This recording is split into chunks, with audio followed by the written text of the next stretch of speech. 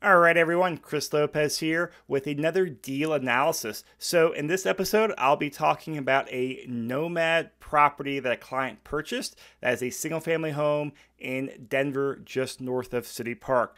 So this is a property that closed in Q4 of 2019. Now, remember the Nomad strategy and house hacking strategy are different because the Nomad strategy is where you buy a property with the intent to move it after 1 or 2 years and then convert it to a rental property. Now, you may house hack or may not house hack with roommates or tenants in there, but the main goal is you're buying that property to get that amazing low down payment owner-occupant financing and the lower interest rate. So that is the goal of the couple that bought this property. So their profile, they are a couple that recently relocated back to Denver. They want to start building a rental portfolio and decided that the nomading strategy was the right fit for them. So they're a married couple and they really weren't, thrilled about having roommates or tenants live with them. And based on their goals and their financial situation while balancing their personal needs, they said buying nomad properties without having tenants or roommates in there is the right fit for them. And they also wanted to live in an up-and-coming area or a transitioning area around town. And this is for two reasons. One is for their own personal enjoyment because they want to enjoy the area while they're living there, and also for the potential for above average market appreciations. So a lot of times what we do is look at areas that are on the edges of areas that have already turned or popped or that you can tell they're already turning. And it doesn't take a crystal ball to say, hey, this area has a really high chance of continuing to appreciate or kind of hit this next wave as the city grows out. So we looked at a few areas, and based off of their needs and wants, they found an area that worked really, really well for them. Now, this deal, like all of our house hack and nomad deals to date, have come off the MLS. That is where we find pretty much all the deals for house hacking and nomads. So let's talk about the investment property details itself. It is a detached single-family house. It's 3-bedroom, 2-bathroom, and it's located in the Whittier Skyland neighborhood. It's actually right on the border between the two neighborhoods, and this is just north of City Park. So, there's lots of stuff going on in that part of town, and that's the area where they like, and also, good potential for appreciation and higher demand. So give that area for 10 years. What do you think it'll look like? Well, my guess and their guess is probably higher rents and higher appreciation. So the list price on this property was $395,000, and we purchased it for about $407,000. So why we liked it? Location, location, location. And this is, an older property from, early 1900s or sometime right around then, but it was updated. It was in really good shape. The house was also pushed back on the lot, so it was actually really far away from the street. So it is a tucked away property in the lot, which is really, really nice. And just had lots of charm and character. One wall had the exposed brick, things like that. And especially for this part of town, plenty of off-street parking in the alley behind them, which is always a plus. So contract details, finding the property. Well, we timed finding a property to purchase it while it was closing, while their current lease was ending. So it gets to be a little bit of a tricky game right there where, great, you got your lease ending in, 5 months or 4 months. Well, how can we make sure that you have a house by the time your lease ends? Now, it's really hard to match it up, by the exact days. So great, you move out on the 31st, you move in a new place on the 1st of the next month. It's pretty hard to time it that way and also risky. So generally what we like to do is we like to be active and serious and ready to go about 90 days out before their lease runs up. So if we have our ducks in a row and we get things going about 90 days out, that usually gives us a really good chance of having a property close under contract within a month or so before their lease ends up. So we always aim to have a little bit of overlap versus a gap, because having some overlap is always better than having a gap where you don't have a home for a couple weeks or so.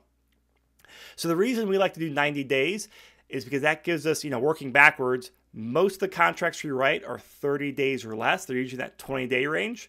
But for simplicity, say 30 days. So for 30 days back, well, that means we need to be in our contract 1 month before we close on that property. So that gives us 2 months left in that 90-day timeline. Well, if you've followed the Denver market, you know it's not uncommon to not get that first property put an offer in. So sometimes we do, sometimes we don't, sometimes it takes a few offers. So we like to have buffer there so we can go search for properties. We also can put a few offers in there to make sure that we can find the property and get under contract. And even though we get a property under contract, it doesn't guarantee that we will close a property because we still go through and do all of our due diligence. And so inspection is a thing we always recommend to our clients. It's actually having an inspector come out. And if you look at the data across the Denver metro area, the inspection item or the inspection part of the contract is the most common reason that deals fall out of contract. And so we normally like to do that within the first few days to a week of going under contract because it's in everyone's interest, our interest, the buyers, the sellers, to know, hey, can we keep this moving forward or is it not going to work based on inspection items? Now, we have a really good track record of inspecting properties or of negotiating the inspection items and getting properties that make sense for our clients.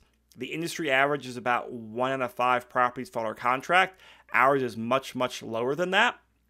And that's because we're very good at screening properties up front, but we're also very good at objecting to inspection items, at negotiating it and also telling our clients, hey, we got to be realistic about things. Some things don't nitpick on. Hey, this is just part of owning a property. So it's us managing both sides, having realistic expectations on both sides, but also being good negotiators. So we always plan that out. And luckily we got this property under contract and purchased well before before the lease was up. So they had a little bit of overlap, but they were fine with that. Again, they'd rather have some overlap than not having any overlap whatsoever. So we looked at multiple properties, during that initial few weeks to dial in the area and the price point and kind of help them get a feel for what they wanted. We found this house, we put an offer in, and they received multiple offers. That is why we went over list price. Now the selling agent, hey, she did a great job of marketing the property and pricing the property. So therefore they got a lot of interest. And then based on location, there were multiple offers. So based off of the way we write contracts, our offer price, the team we work with, we were fortunately able to get this under contract for our clients. So we're all very excited about that. So let's see here. For the inspection concerns, the two main things that popped up were the roof and the water heater. So the roof was an insurance claim, just had, I think it was hail damage. I mean, that's usually what most roofs are, hail damage. And the water heater, this was either non-functioning or it was really old. I can't remember, but it needed a new water heater. So we were able to negotiate a win for both of those. We were able to get a new roof by having a seller file an insurance claim. And then, the roofer came out and took care of the roof. And they were also able to get a seller concession or a seller credit for the water heater replacement. So that's not reducing the purchase price, but that is money that the seller is giving us at the closing table, which indirectly saves the client money in our pocket. So if we got, I can't remember what it was, let's say you get a $1,000 seller concession, that is something that the seller gives to you at the closing table, the buyer, and it basically means it's $1,000 less that you have to bring to the closing table. So it's not a check directly to you, but it ends up saving you $1,000 out of your pocket right there. So they did a 5% down conventional loan. The appraisal, it came in above our contract price. So again, that's always great news when we see that. Our seller concessions, $1,350 for the water heater. And they decided to pay their PMI on a monthly basis and not prepay it. And they did end up buying the interest rate down. All right, so let's plug these numbers into Joe's spreadsheet and talk about them. So I've got my screenshots here on the screen. I've chosen one unit, selected the primary residence, told that we're using a 5% down payment, selected the monthly paid. I put in the purchase price of $407,000. Acquisition costs were around $5,500 plus about $1,500 in loan costs. So a 5% down payment on that price is about $20,000 in change. So then you'll see on there that we got a seller credit of $1,350. But then below that, I put an initial repair cost of $1,350. And so what that is, that's that seller credit we got for the water heater. Now our client had to go out there and buy a new water heater. So you don't see that for the roof because that's something the seller, they pay their insurance deductible. they had the roofer come out and take care of the roof. But the buyer, they got the credit back, and then they got to choose the water heater they wanted, and they got replaced. So we gave them a referral for one of our water heater guys. We got that replaced, and everyone's happy. So all in, their initial investment is under $30,000. So on the spreadsheet is right about $27,000, and this is within $1,000 or $2,000 of actual closing costs. It gives you a really good idea about what the total all-in cost is for buying places like this. So the mortgage interest rate is 3.875% on a 30-year fixed loan. Now, we are analyzing this property for once they move out, not while they're living there, especially since they're nomading, they're not house hacking. We want to say, great, what does it look like once they move out in terms of a rental property portfolio? So we're estimating about $2,450 in rental income. We were able to get some Zillow comps and talking to property managers that it should rent for somewhere between $2,400 to $2,500 a month. So we said $2,450 to go middle of the road.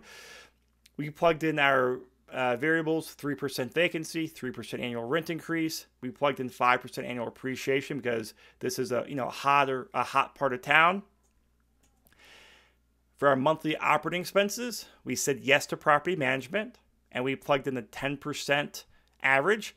And even though our property manager charges us and our clients 7%, we often plug in 10% to be, to round up and help us account for other associated costs, not just a 7% monthly fee.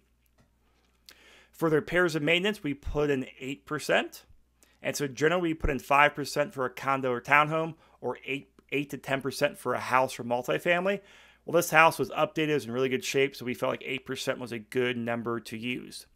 So I'm using percentages here, 8 and 10%, and that is 8% of the rent and 10% of the rent. So that's what we can assume there. When I say those numbers, that percent is across the rent. So this is a detached home, so there's no HOA. The real estate taxes, just over $1,900.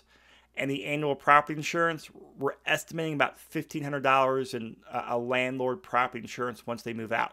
Because there is a difference in insurance premiums for while you're living in there versus once you move out. Now, while you're living in there, you usually have more options on there for your personal property and other items like that. So make sure you talk to an insurance agent, and we give you a referral for one or two go-ins if you need help on there to understand the difference between an owner-occupant insurance policy and a policy for once you move out of the property. So we're estimating about $1,500 in insurance, which is, we're usually within a couple $100s of that based off what we're seeing. Anywhere from as low as about $1,000 upwards of like $1,700, $1,800. So $1,500 is a good go-to rule of thumb we use for detached properties. As far as utilities, the tenant will pay those utilities either directly themselves or will reimburse the owner, the landlord, for the utilities. So a lot of times owners keep water and sewer in their name, and they either bake it into the rent or they charge it back to the renters, and the renters pay them for it. And then electric is something that the tenants will pay for themselves. Electric and gas, they can put the Excel bill in their name. Since this is a detached home with one tenant, we'll have them take care of landscaping and snow removal. And so therefore we have really low expenses. This is Denver, so trash is included in your property taxes. So that also minimizes utilities there as well. All right, let's look at this from an analysis. So this is a screenshot of the second tab of Joe's spreadsheet on the cash flow tab. So we have our annual expenses, about $8,700 a year. So that rent, gross rents minus $8,700 annual expenses leaves us a net operating income of about $19,800. So we are expecting about an $1,800 a month mortgage payment and about $139 a month in mortgage insurance. Now remember, the mortgage payment amount is pretty darn accurate. The mortgage insurance, it's a ballpark, and it's a very wide ballpark because it's so dependent on your credit profile and the property that it will change based off of what you're doing. So once you go under contract, that's where you get the exact amount for what your monthly payment is. And you also look at the option for prepaying if you're doing a conventional loan. So you subtract out the rent minus expenses, minus the mortgage payment, minus the PMI. We're showing a negative cash flow of $3,600. So if you look at that, I'm like, wow, okay, well, it's negative cash flowing. So if you wanted to get that to a lower number, some options you always have once you move out is you can self-manage the property. So we put in 10% there for property management, and that's about $3,000 a year in rents.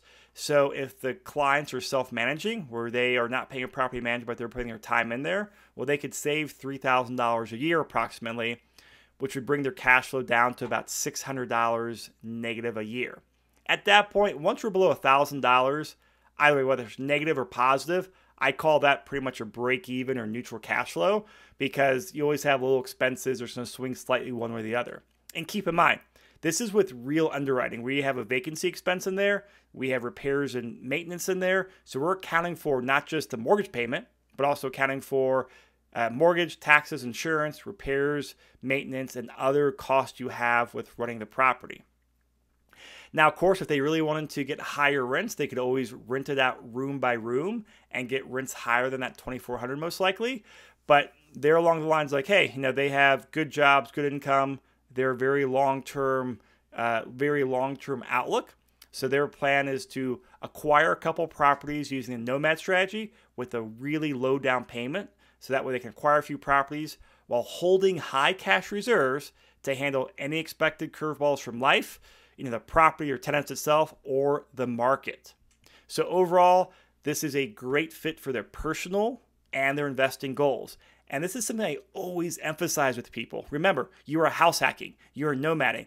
It can't just be the best rental property. It has to work for you for that 1 year while you're living there. Now, a lot of the really good rental properties we buy that are really strong cash flow properties, I've yet to have any house hackers or nomaders want to go buy those properties to house hack or nomad. And that's because they're like, hey, yeah, I want to live in a nicer unit or a different part of town because it fits better for what they are looking for. And this is something you always have to take in consideration. What's the right fit for you and what's the right balance? And this is where you can't just look at a spreadsheet and have that determine what you're buying, regardless of a rental property, but especially for a owner-occupied property that you are buying. So if you have any questions on this deal, or you need help going out there yourself to put together a strategy, find properties, crunch numbers, give me and my team a call. This is what we do, 7 days a week. We find properties. We help people put together their strategy. All right. Have a great one.